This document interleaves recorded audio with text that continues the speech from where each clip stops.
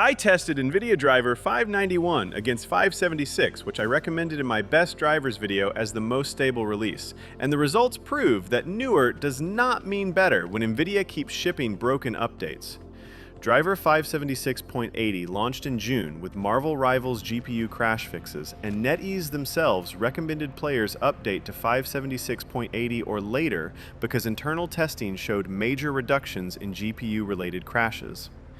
That driver became my stability baseline for months because it simply worked across almost every title without the catastrophic failures that plague recent releases, like stupid shader compilation in Unreal Slop 5. Now let's compare it against 591, which I already called one of the worst drivers ever tested, to see if rolling back 6 months is the smarter choice for gaming stability.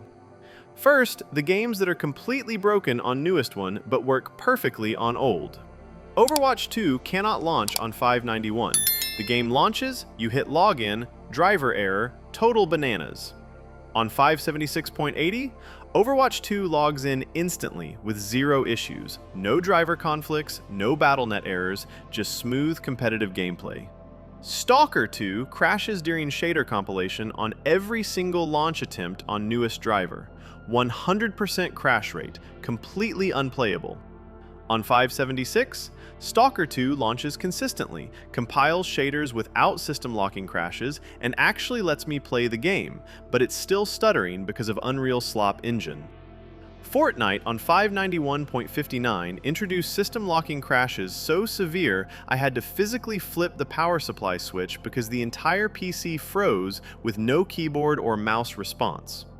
On 576.80, Fortnite runs stable without those catastrophic hardware intervention requiring freezes. So we have 3 major titles that are either completely broken or dangerously unstable on the latest driver, but work properly on a 6-month-old release.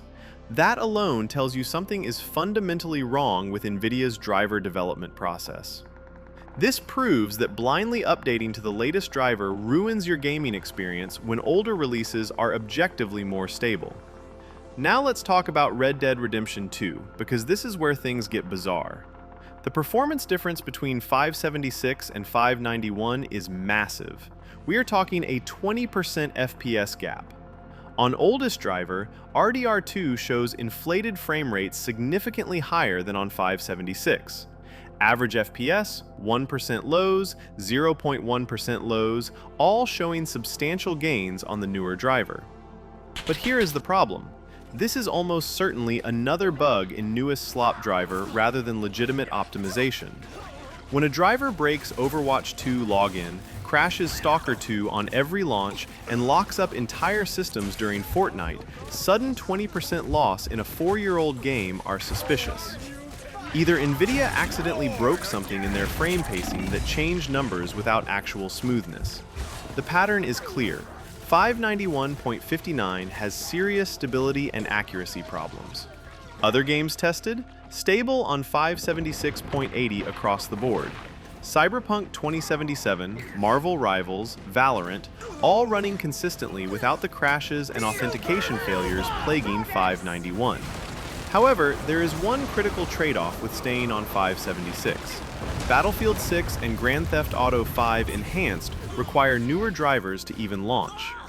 These titles explicitly check driver version numbers and refuse to start if you are running anything older than a specific threshold. Battlefield 6 needs optimizations from the 591 branch. If you want to know which legacy drivers are safe to stay on and which new releases to avoid, subscribe to my channel Crownder right now, because we test every Nvidia release and tell you when rolling back is the smarter choice, so you can actually game instead of troubleshooting crashes.